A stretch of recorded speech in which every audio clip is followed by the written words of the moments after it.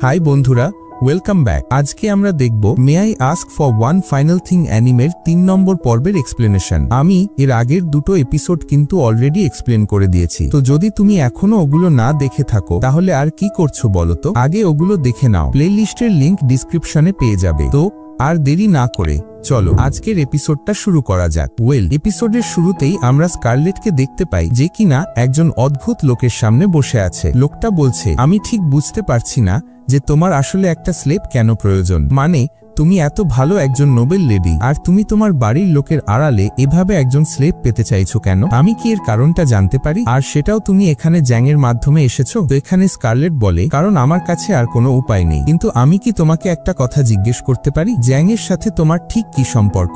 এই লোকটার নাম জ্যাথরিন। সে বলে, না না, সেরকম কোনো সম্পর্ক নেই। মানে আমি এটাকে কোনো সম্পর্ক বলি না, তুমি এটাকে সহজভাবে একটা চুক্তি বলতে পারো। স্কারলেট জিজ্ঞেস করে, চুক্তি? লোকটা বলে, হ্যাঁ, ও আমাকে মূল্যবান স্লেভ এনে দেয়। তখন স্কারলেট তাকে জিজ্ঞেস করে, তোমার মূল্যবান বলতে কি বোঝাতে চাইছো? সে বলে, এমন স্লেভ যাদের সাধারণত পাওয়া যায় না। আর এরপর সে কিছু দুর্লভ স্লেভের নাম বলতে থাকে, যেমন -L, ডুয়ার্ফ, এনশিয়েন্ট আর ডেমন। আর শেষে বলে, হ্যাঁ, তোমার পাশে যে বিস্ট স্কিন দাঁড়িয়ে আছে সেও। আর এটা শোনার সাথে সাথেই আমাদের স্কারলেট একটু চমকে যায়। সে বলে, তুমি কি করে বলতে পারো যে এ একজন বিস্ট স্কিন? লোকটা বলে, আমি শুধু দেখেই বলে দিতে পারি যে এ একজন বিস্ট স্কিন, কারণ এরা না খুবই দুর্লভ হয়, আর এদের দামের কথা তো জিজ্ঞেসই করো না, অনেক বেশি হয়। আর এই কথাটা স্কারলেট চুপ করে শুনছিল, যার পরে লোকটা বেশ জোরে হাসতে শুরু করে।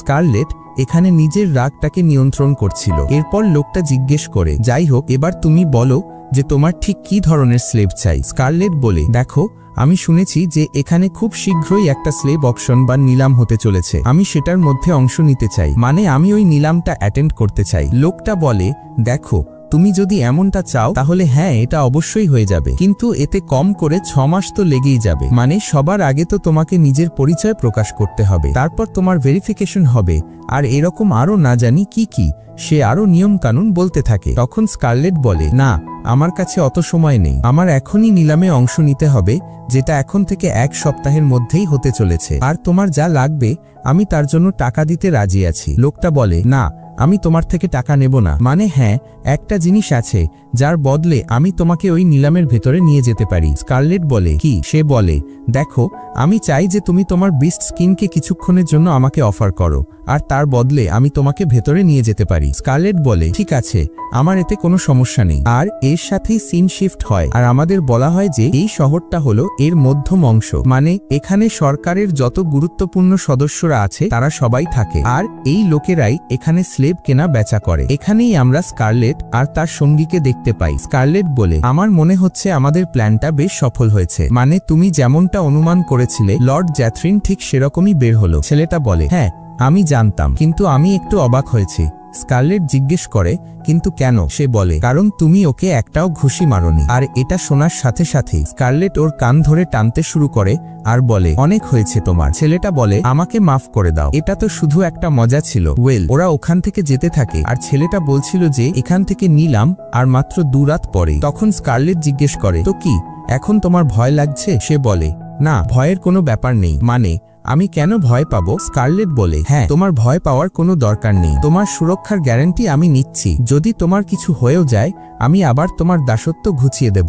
ওরা এভাবেই নিলামের কথা বলতে বলতে যাচ্ছিল, আর তখনই ছেলেটা বলে, উফ, আমি খুব ক্লান্ত হয়ে গেছি। আর এইটুকু বলেই ওর একটু ঘুম ঘুম পেতে শুরু করে, আর দেখতে দেখতে সে হঠাৎ করে একটা বিস্ট ফক্সে পাল্টে যায়। আমাদের স্কারলেট ওকে নিজের কোলে তুলে নেয় আর বলে, চলো, কোনো ব্যাপার না, তুমি আজ খুব ভালো কাজ করেছো। আর এরপর সে ছেলেটার জামা কাপড় তুলে নিয়ে বলে, চলো তাহলে আমরা আমাদের হোটেলের দিকে ফিরে যাই। আর যেই সে নিজের হোটেলে ফিরে আসে সে দেখে যে ওখানে জুলিয়াস ইতিমধ্যেই বসে আছে। জুলিয়াস বলে, তো বলো, তোমরা কি ওখানে ভালোভাবে কাজটা করতে পেরেছো? আর 1 মিনিট, তুমি আবার ওই লোকটার নাক টাক ভেঙে দাওনি তো? এই কথায় স্কারলেটের একটু রাগ হয়। সে বলে, থামো তো এখন। আর সে গিয়ে বিস্ট ফক্সটাকে বিছানায় শুইয়ে দিয়ে ফিরে আসছিল। তখন জুলিয়াস বলে, আরে বলো তো কি হয়েছে? স্কারলেট বলে, ঠিক আছে, আমরা খুঁজে পেয়েছি যে ওখানে কিভাবে যেতে হবে। আর এটা শুনে জুলিয়াস বেশ খুশি হয়। তারপর সে জিজ্ঞেস করে, তো এখন তুমি কোথায় যাচ্ছ? স্কারলেট বলে, কোথাও না, আমার একটু তাজা বাতাস খেতে ইচ্ছে করছে। জুলিয়াস বলে, বাহ, কি দারুণ ব্যাপার, মানে আমিও তো একটু আগেই তাজা বাতাস খাওয়ার জন্য বাইরে যাচ্ছিলাম, তো চলো একসাথেই যাই। আর এখানে আমাদের স্কারলেট বুঝে যায়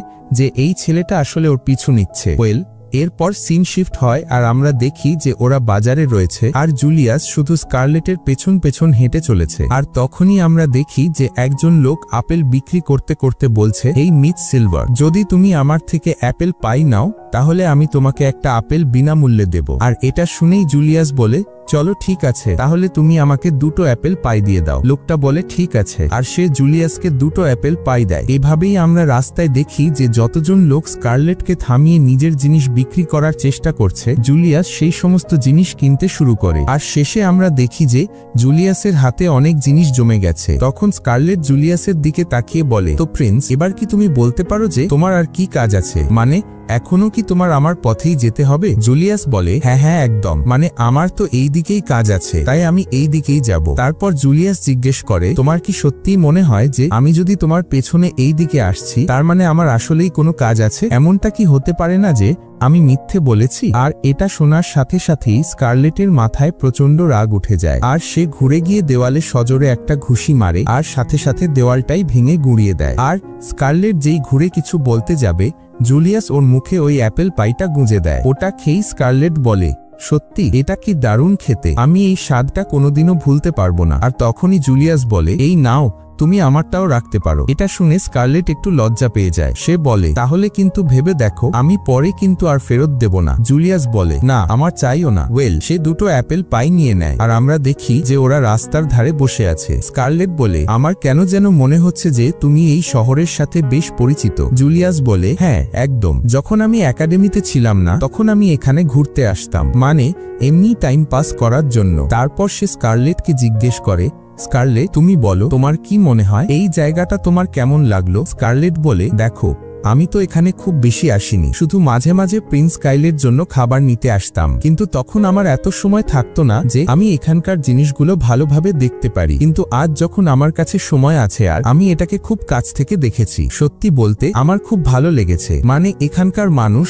এখানকার জায়গা সবকিছু খুব জীবন্ত আর আমি এটা খুব উপভোগ করছি। তখন জুলিয়াস বলে, এটা শুনে আমার খুব ভালো লাগলো যে তোমার অন্তত কিছু একটা পছন্দ হচ্ছে। আর তারপর সে বলে, তুমি জানো আমি কতদিন ধরে চাইছিলাম যে তুমি এটা একবার চেষ্টা করে দেখো। আর এখানে স্কারলেট জুলিয়াসের ব্যাপারে ভাবছিল যে এই ছেলেটা কতটা ভালো, মানে সে কিভাবে কারোর ব্যাপারে খারাপ ভাবতে পারে। আর তারপর জুলিয়াস বলে, তুমি জানো যখন আমি ছোট ছিলাম তখন একটা জিনিস ছিল যেটা আমার মনোযোগ আকর্ষণ করেছিল। আর এখানেই আমাদের অতীতের একটা সিন দেখানো হয় যেখানে সে বলছিল, দেখো যখন আমি ছোট ছিলাম আর আমি সবচেয়ে বড় প্রিন্স ছিলাম, তখন সেখানকার যত লোক ছিল তারা নিজেদের মেয়েদের আমার আশেপাশে রাখতো যাতে আমি তাদের বিয়ে করে নিই। কিন্তু হঠাৎ করে একদিন আমার নজর তোমার ওপর পড়লো, তুমি ওখানে একা দাঁড়িয়েছিলে আর আমার ছোট ভাই কাইল তোমার কাছে এসে তোমাকে বিরক্ত করছিল, মানে জ্বালাতন করছিল। তারপর আমি তোমার কাছে এসেছিলাম আর তোমাকে বলেছিলাম যে দেখো যদি সে তোমাকে ডিস্টার্ব করে তাহলে তুমি রাজাকে গিয়ে বলতে পারো, অর্থাৎ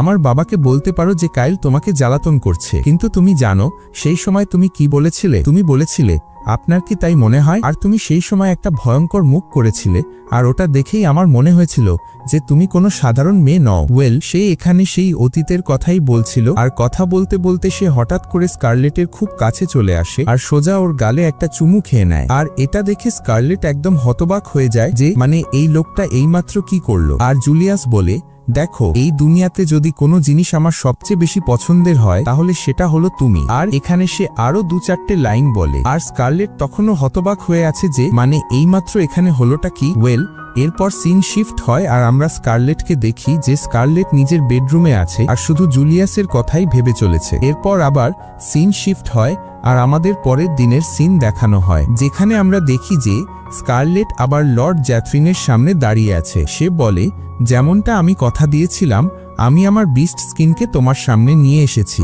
জ্যাথরিন বলে, সেসব তো ঠিক আছে, কিন্তু আমি একবার শুধু দেখতে চাই যে এ কি সত্যিই বিস্ট স্কিন, মানে এ কি রূপান্তরিত হতে পারে? স্কারলেট বলে, হ্যাঁ একদম। তোমার কি আমাদের ওপর সন্দেহ হচ্ছে? সে বলে, না সন্দেহের কথা নয়, আমি কি শুধু একবার দেখতে পারি? ছেলেটা বলে, হ্যাঁ ঠিক আছে। আর এখানে সে রূপান্তরিত হয়ে দেখায় আর এটা দেখে জ্যাথরিন খুব খুশি হয় আর বলে খুব চমৎকার, এটাই তো চাইছিলাম। আর তারপর সে নিজের একজন স্লেভকে ডাকে। সেই স্লেভটা ভেতরে এসে বলে, মাস্টার তুমি আমাকে ডেকেছো, বলো এই কি সেই মেয়ে যাকে আমাকে নিয়ে যেতে হবে? জ্যাথরিন বলে, না, এই সেই মেয়ে নয়, তুমি এর সাথে এভাবে ব্যবহার করতে পারো না, সে আমাদের জন্য খুব গুরুত্বপূর্ণ। স্লেভটা বলে, ও আচ্ছা, তাহলে এই ছোট্ট বিস্ট স্কিনটা হবে? জ্যাথরিন বলে, হ্যাঁ। স্লেভটা বলে, ঠিক আছে, আমি একে এখনই নিয়ে যাচ্ছি। আর লোকটা ওর গলায় একটা বেল্ট পরিয়ে জোর করে টানতে শুরু করে, যার ফলে ওর গলা থেকে রক্ত বেরোতে শুরু করে। আর এটা দেখে স্কারলেটের একদমই ভালো লাগে না, আর ছেলেটা ওখান থেকে যেতে চাইছিল না। আর যখনই ওই স্লেভটা ওকে মারতে যাবে, এমন সময় আমাদের স্কারলেট ওকে থামিয়ে দেয়। লোকটা বলে, তুমি এটা খুব ভুল করলে, তোমার সাহস কি করে হলো আমাকে আটকানোর? আর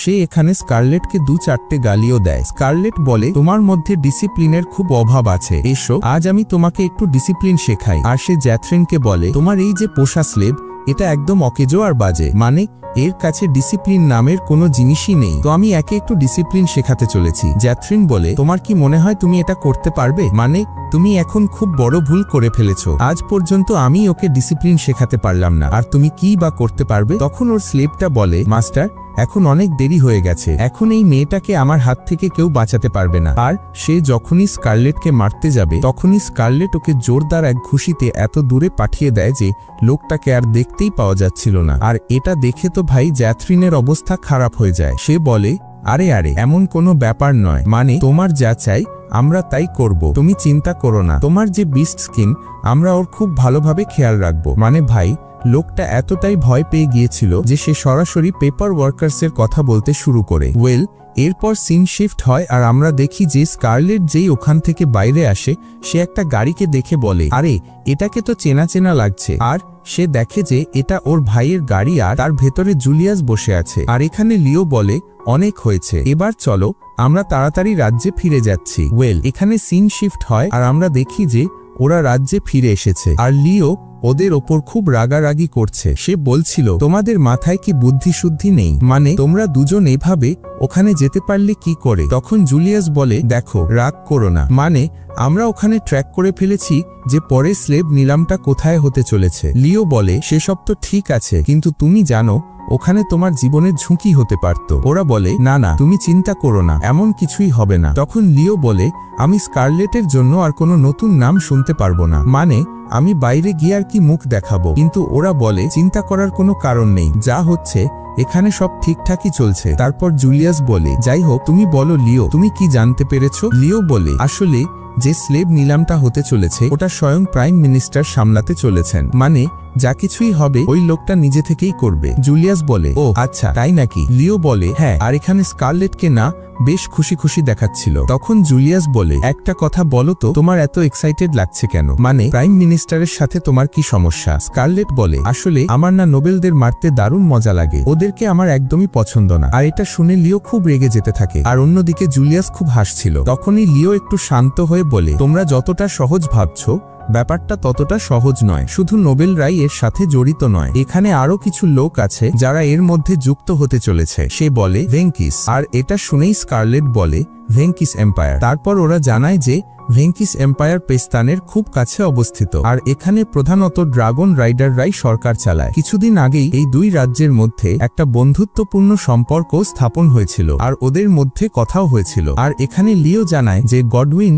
এইমাত্র ওখানকার একজন বিশেষ সদস্যের সাথে দেখা করেছে, আর কে জানে কি কথা বলেছে। আর এখানেই সিন শিফট হয় আর আমরা গডউইন অর্থাৎ প্রাইম মিনিস্টারকে দেখতে পাই, যে কিনা একজনের সাথে কথা বলছে। সে বলছে এই মেয়েটার নাম স্কারলেট, আর ওখানে স্কারলেটের একটা ছবি রাখা ছিল। সে বলে, এই মেয়েটা আমাদের নাকে দড়ি দিয়ে ঘোরাচ্ছে, আর আমার যত শুটার আছে তারাও ওকে মারতে পারেনি, তো আমি চাই যে তুমি এর কাজটা শেষ করে দাও। আর এইটুকু বলার পর সামনে থাকা লোকটা বলে, আর আমি এবার দেখব যে এই মেয়েটা বাঁচে কি করে। আর তখনই আমরা একটা মেয়েকে দেখি যে প্রাইম মিনিস্টারের কাছে আসে আর ওকে একটা বন্দুক অফার করে। প্রাইম মিনিস্টার বলে, না এটা আমার চাই না, মানে আমার কাছে ইতিমধ্যেই একটা দুর্লভ জিনিস আছে। তখন মেয়েটা সেই বন্দুকটা ফায়ার করে দেখায় আর বলে, এটা কোনো দুর্লভ জিনিস নয়, এটা এমন একটা জিনিস যা দিয়ে তুমি তোমার প্রতিপক্ষের প্রাণ নিতে পারো। আর এটা দেখে প্রাইম মিনিস্টার ভয় পেয়ে অবস্থা খারাপ হয়ে যায়। ওয়েল এর সাথেই এই এপিসোডটা এখানেই শেষ হয়ে যায়। তো তুমি কমেন্ট করে জানিও